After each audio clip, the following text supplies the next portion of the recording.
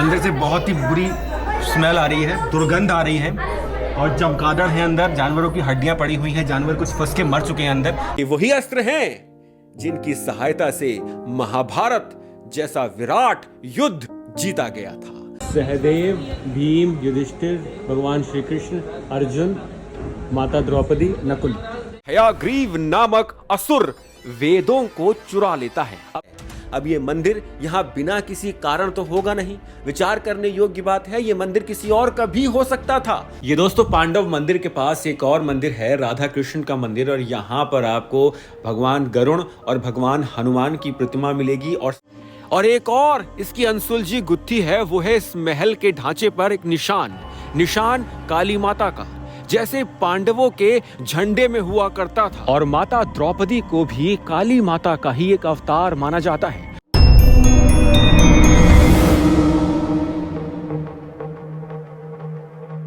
एक अनोखा और रहस्यमय कुंड। सतयुग में इसी स्थान ने ब्रह्मा जी की सहायता की। त्रेता युग में काशी नरेश सत्यभान को इस स्थान ने अपना चमत्कार दिखाया।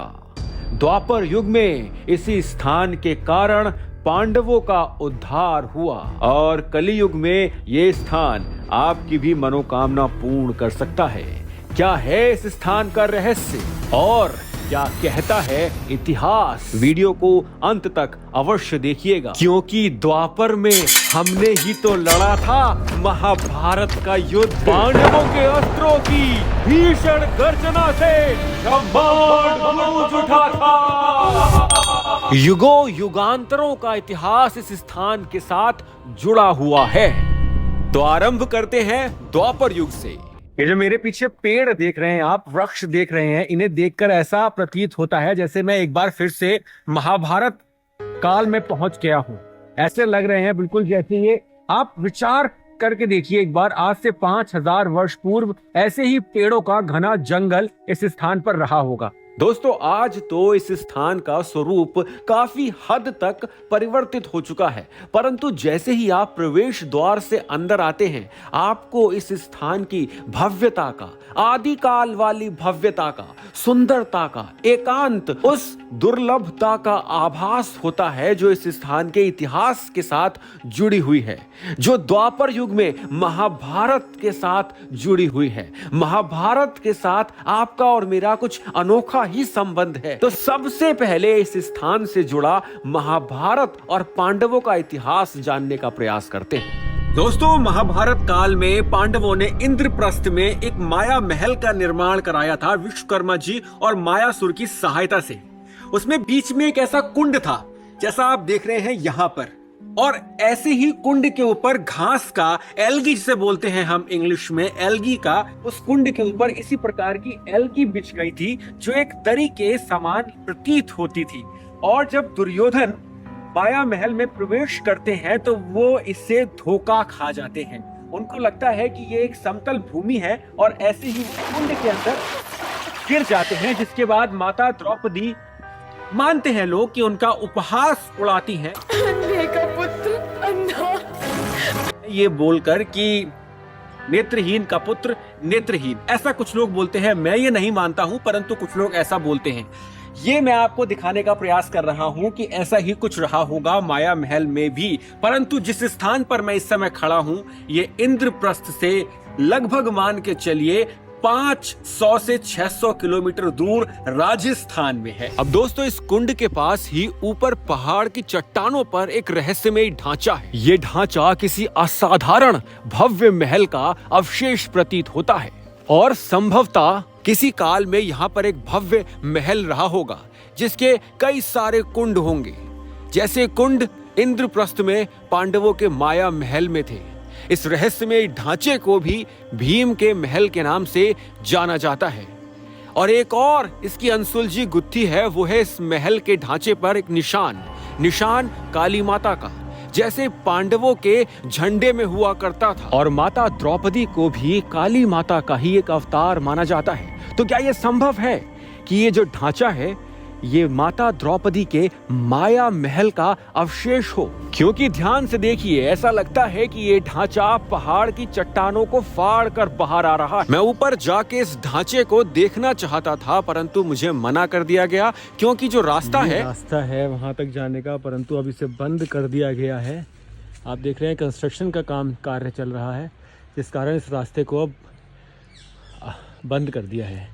परंतु ऊपर हैं वो गुफाएं।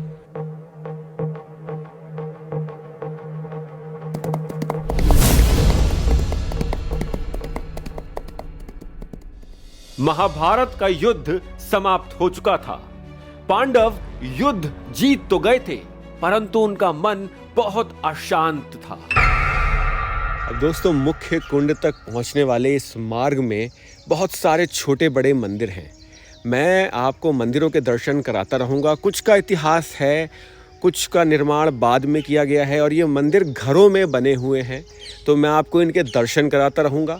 और इतिहास जानना आवश्यक है, तो इतिहास बताता भी रहूंगा। तो दर्शन भी कर लीजिए और इतिहास समझ भी लीजिए इस स्थान का। दोस्तों, ये जो मंदिर है, ये इस मार्ग पर पांडवों का प्रथम मंदिर है। कितना प्राचीन है ये कहना संभव नहीं है। ये घर में बना हुआ है, और जिस प्रकार मथुरा वृंदावन में घर घर में भगवान श्री कृष्ण के मंदिर हैं, उसी प्रकार इस तीर्थ स्थल पे घर घर में एक मंदिर है। तो प्रत्येक मंदिर की प्राचीनता का अनुमान लगाना संभव नहीं है। पांडव आए थे यहाँ गोत्र हत्या से मुक्ति के लिए और गुप्त वनवास में। गोत्र हत्या, गुरु हत्या, ब्रह्म हत्या का वो पाप बोध उनकी पीठ पर एक बेताल के भांति सवार था।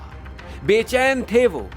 इस पाप के प्रायश्चित के लिए पांडवों ने कई मंदिरों का निर्माण कराया, धार्मिक यात्राएं की, राजकाज के साथ साथ यज्ञ, हवन, तप किया, ऋषि मुनियों से कर्मकांड और शास्त्रार्थ कराए, अनेकों तीर्थ स्थलों के दर्शन किए, परंतु ये पाप बोध उनका पीछा छोड़ नहीं रहा था। कैसे प्रायश्चित हो इस पाप का, यही विचार करते हुए पांचों पांडव माता द्रौपदी के साथ भगवान श्री कृष्ण के पास आते हैं और उनसे पूछते हैं कि हे कृष्ण, इस पाप बोध के साथ, अपने अस्त्र शस्त्रों के साथ हम अपनी अंतिम स्वर्ग की यात्रा पर नहीं निकल सकते। इसका कोई उपाय, कोई युक्ति हमें बुझाएं।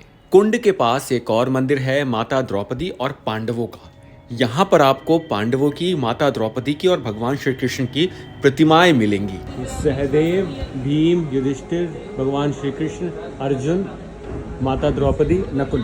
तब भगवान श्री कृष्ण पांडवों को बताते हैं कि एक योद्धा के अस्त्र शस्त्र उसे अपने पराक्रम के साथ साथ उसके द्वारा हुए पापों का भी अपराध बोध कराते हैं, और आपके अस्त्र शस्त्र तो उत्तम दिव्य धातुओं से निर्मित हैं। यदि किसी भी तीर्थ स्थल के कुंड में ये अस्त्र गल जाते हैं, तो वहां से आपका उद्धार संभव है। ये दोस्तों, पांडव मंदिर के पास एक और मंदिर है, राधा कृष्ण का मंदिर, और यहाँ पर आपको भगवान गरुण और भगवान हनुमान की प्रतिमा मिलेगी, और साथ में भगवान श्री कृष्ण और राधा रानी की प्रतिमा भी मिलेगी अंदर यहाँ पर। तब पांडव अपने अस्त्र शस्त्र लिए माता द्रौपदी के साथ फिर से एक बार भिन्न भिन्न तीर्थों की यात्रा पर निकल पड़ते हैं, उस तीर्थ कुंड की खोज में जहां पर उनके अस्त्र गल जाएंगे, और अस्त्रों के गलते ही उनके पापों का प्रायश्चित हो जाएगा। इस मंदिर के प्रांगण में ही एकादश अर्थात 11 शिवलिंगों वाला ये मंदिर है, और सावन के मेले में यहाँ का दृश्य आपके मन को मोह लेगा। भिन्न भिन्न तीर्थों की यात्रा करते हुए पांडव पहुंचते हैं अरावली की इन पहाड़ियों के बीच इस रहस्यमय स्थान पर। परंतु क्या है इस रहस्यमय स्थान का इतिहास, पहले वो जान लेते हैं।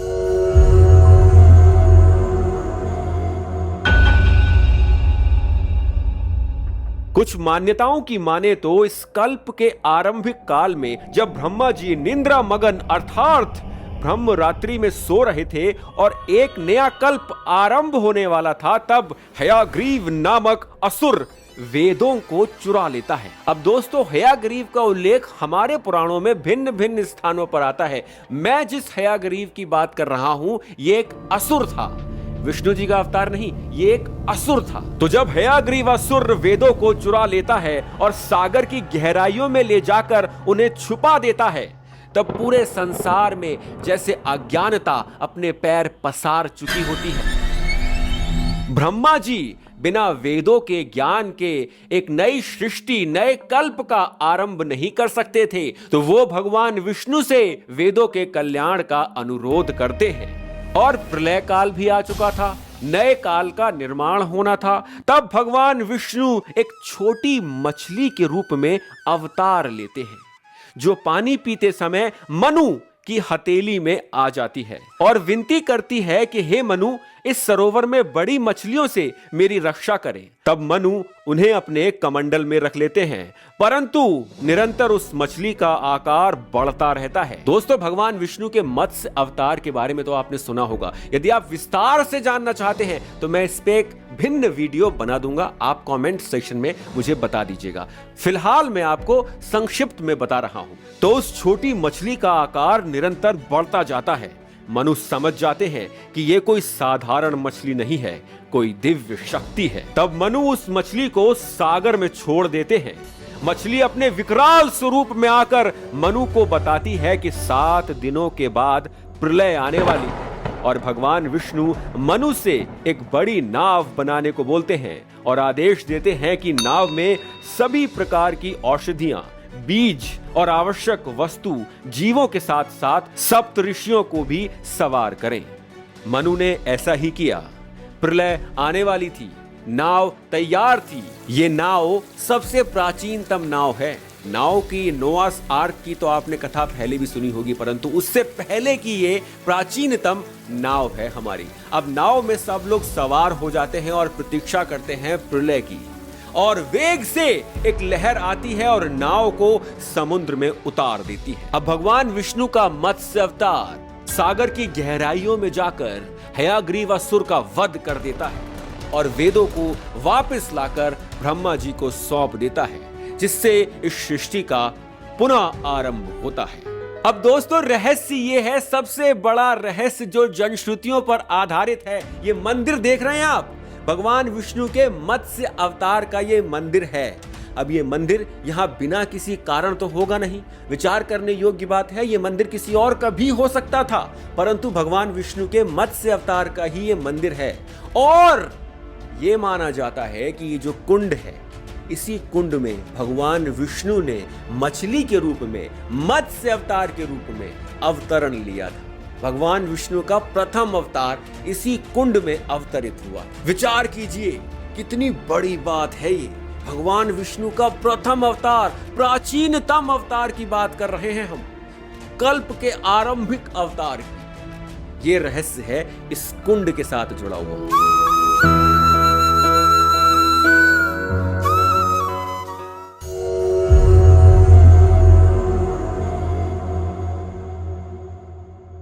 अब दोस्तों, जैसे ही आप प्रवेश करते हैं, आपको पहले ये शिव मंदिर दिखाई देता है मेरे लेफ्ट हैंड साइड पे, और मेरे दाईं तरफ आपको ये देवस्थान वेंकटेश्वर देवस्थान, ये आपको भगवान विष्णु का मंदिर है। यहाँ पर सामने देखिए भगवान वेंकटेश्वर अर्थात विष्णु जी की प्रतिमा है।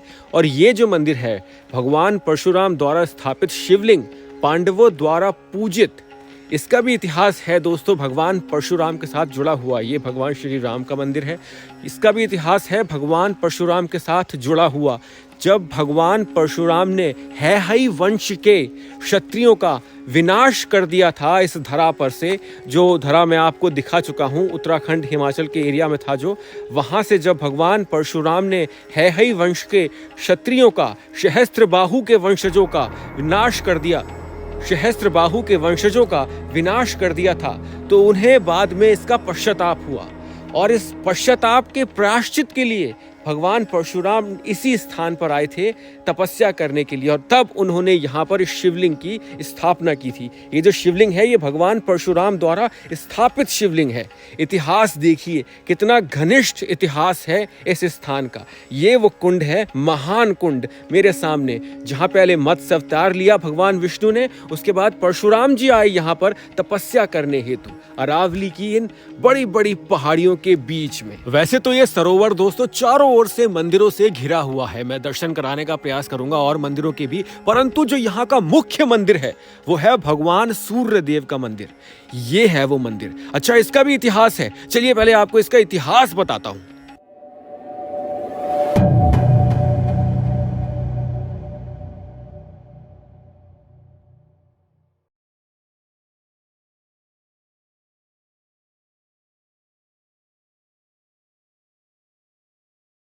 प्राचीन काल में काशी में सूर्यभान नामक एक राजा हुआ करते थे। वृद्धावस्था में राजा के यहाँ एक अपंग लड़की का जन्म होता है। राजा ने भूत भविष्य के ज्ञाताओं को बुलाया और इसका कारण पूछा। तब विद्वानों ने बताया कि पूर्व जन्म में आपकी पुत्री एक मरकटी अर्थात बंदरिया थी। अपने पूर्व जन्म में आपकी पुत्री एक शिकारी के हाथों मारी गई थी। शिकारी उस मृत बंदरिया को एक बरगद के पेड़ पर लटका कर चला गया। अब क्योंकि बंदरिया का मांस अभक्ष्य होता है तो किसी ने उसे खाया नहीं, तो हवा और धूप के कारण वो सूख कर लोहारगल धाम जल कुंड में गिर गया। लेकिन उसके हाथ पेड़ पर ही रह गए, बाकी शरीर पवित्र जल में गिरने से उसको अब आपके यहाँ एक कन्या के रूप में जन्म मिला, परंतु अभी हाथ संभवतः उसी पेड़ पर हो। विद्वानों ने राजा से बोला कि यदि इस कुंड पर आकर उस बंदरिया के हाथों को कुंड में गिरा दिया जाए तो संभव है आपकी पुत्री की अपंगता दूर हो जाए। राजा ने ऐसा ही किया और उनकी पुत्री की अपंगता दूर हो जाती है। यह मान्यता जुड़ी हुई है त्रेता युग के आरंभिक काल के साथ, काशी नरेश के साथ। उसके बाद राजा ने ही इस स्थान पर सूर्य भगवान के इस मंदिर का निर्माण कराया और ये प्रतिमा भी यहाँ पर उन्हीं के द्वारा स्थापित है, ऐसा माना जाता है। दोस्तों, अब तो सरोवर के चारों ओर मंदिरों का निर्माण हो गया है, परंतु किसी काल में यहाँ पर एक बहुत बड़ा बरगद का पेड़ रहा होगा। अब चलते हैं नीचे सरोवर पर। सरोवर के पास ही एक अति प्राचीन छोटा सा भगवान विष्णु का मंदिर है। एक मंदिर नहीं है, दो मंदिर है छोटे छोटे से, और ये माना जाता है कि ये अति प्राचीन प्रतिमा है भगवान विष्णु की। ये किस धातु से बनी है ये किसी को नहीं पता। आदि काल में ये भगवान विष्णु की प्रतिमा अरावली की पहाड़ियों में कहीं मिली थी, जिसे बाद में इस स्थान पर स्थापित कर दिया गया। सरोवर को भरने के लिए अरावली की पहाड़ियों में से ही कहीं से जल आता है, जो इस प्रतिमा के नीचे से होते हुए सरोवर में गिरता है जाकर, और इस प्रतिमा पर जल अभिषेक भी इसी जल से होता है। परंतु ये जल आता कहां से है, इसका उद्गम स्थल कहां है, ये किसी को आज तक नहीं पता चला। ये भी अपने आप में एक बहुत बड़ा रहस्य है दोस्तों।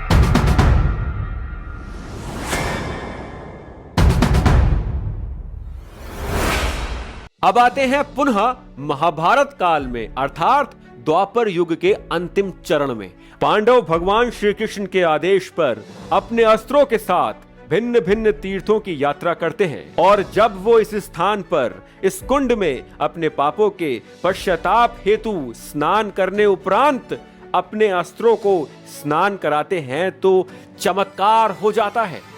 उनके दिव्य धातु से बने अस्त्र गलने लगते हैं। ऐसा लगता है कि जल का स्पर्श होते ही उनके अस्त्र पानी में पिघलने लगे हैं, जैसे एक मोमबत्ती ज्वाला के स्पर्श से पिघलने लगती है। पांडव ये देखकर चौंक जाते हैं। एक तरफ प्रसन्नता है अपने पापों से मुक्ति प्राप्त करने की, और दूसरी तरफ अपने अस्त्रों को गलता हुआ देखकर दुख भी होता है। ये वही अस्त्र हैं जिनकी सहायता से महाभारत जैसा विराट युद्ध जीता गया था, और भी बहुत सारे युद्ध जीते गए थे। भीम की गदा। अब दोस्तों, होता यह है कि बाकी चारों पांडवों के अस्त्र तो गल जाते हैं, परंतु भीम की गदा नहीं गलती। ये यहां पर भीम गुफा है, और ये वो कुंड है जहां पर भीम आते हैं स्नान करने। भीम की जो गदा है वो ऐसे धातु से निर्मित थी जो आसानी से गलती नहीं है। तो बाकी चारों पांडवों के तो अस्त्र उसी सरोवर में गलने लगे थे, परंतु भीम की गदा नहीं गल रही थी। तब भीम यहां पर आते हैं तपस्या करने के लिए, अपने पापों से प्रायश्चित के लिए। इसी स्थान पर वो तपस्या करते हैं पहले, और फिर इस कुंड में भीम की गदा जो है वो गलना आरंभ होती है। ये दोस्तों भीम गुफा है, यहाँ भीम ने तपस्या की थी, यही पांडवों ने अपने हथियार गलाए थे, और उनको जो गोत्र हत्या है, गोत्र हत्या का जो पाप था उससे मुक्ति मिली थी। यहाँ पर अंदर से बहुत ही बुरी स्मेल आ रही है, दुर्गंध आ रही है और चमगादड़ है अंदर, जानवरों की हड्डियां पड़ी हुई हैं, जानवर कुछ फंस के मर चुके हैं अंदर। तो मैं अंदर नहीं जाऊंगा क्योंकि अंदर कुछ है नहीं। आपको दिखा देता हूँ यहाँ से। ये है दोस्तों भीम गुफा, परंतु अंदर कुछ है नहीं। जानवर, मृत जानवरों के अवशेष पड़े हैं, चमगादड़ है और बहुत ही बुरी दुर्गंध आ रही है। यहाँ भीम ने तपस्या की थी 5000 वर्ष पूर्व। यहाँ पास में ही एक मंदिर के पास एक प्रतिमा भी है, जो ऐसा प्रतीत होता है कि सदियों पुरानी है ये प्रतिमा, परंतु यही वो स्थल है जहाँ पांडवों के अस्त्र शस्त्र गल गए थे। बस ये एक समस्या है मित्रों। यहाँ पे देखिए, ये हमारा तीर्थ स्थल है और कितना गंदा हो रखा है। यहाँ पर पूरा कूड़ा पड़ा हुआ है, बाथरूम खुले हुए हैं, अंदर बहुत ही गंदा है। मैं आपको कैमरे पे नहीं दिखाना चाहता, मैंने देखा मेरा मन खराब हुआ। वहाँ पर कुछ जल रही है ज्वाला। ये मंदिर में अखंड ज्वाला जल रही है। ये देखिए, ये अखंड ज्वाला है, ये जलती ही रहेगी 24 घंटे। और बहुत यहाँ पे अच्छी हवा चल रही है, परंतु उसके पश्चात भी ये हवा, ये जो ज्वाला है ये निरंतर प्रज्वलित है। यहाँ पर ये हनुमान जी का मंदिर है, आप देख सकते हैं। यहाँ पर हनुमान चालीसा रखी हुई है, अर्थात यहाँ पर हनुमान जी का पाठ होता है और ये हनुमान जी की प्रतिमा है। ये ज्वाला यहाँ पर जल रही है। तो दोस्तों, आशा करता हूँ कि आपको व्लॉग अच्छा लगा होगा, कुछ नया जाना होगा, नए स्थान के दर्शन करने को मिले होंगे आपको। यदि वीडियो अच्छा लगा है तो आप मेरी वीडियो को लाइक कीजिए, शेयर कीजिए, कमेंट कीजिए, इससे मनोबल बढ़ेगा। कार्य तो मैं करता ही रहूँगा। और यदि वीडियो बहुत अच्छा लगा है तो आप मेरी वित्तीय सहायता भी कर सकते हैं, इससे भी मेरा मनोबल बढ़ता है। हर हर महादेव।